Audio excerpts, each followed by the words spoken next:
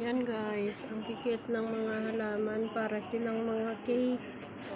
Pero hindi sila cake, sila ay mga halaman talaga na guys. Naka-preserve sila. Yan guys,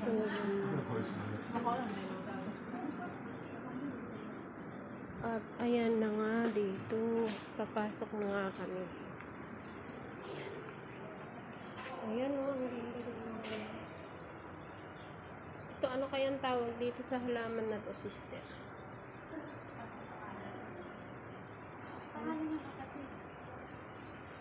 Pwede naman tayong magpicture kahit na naka-stick, kahit hindi natin maano. Ayan o, ang ganda-ganda ng kanilang painting.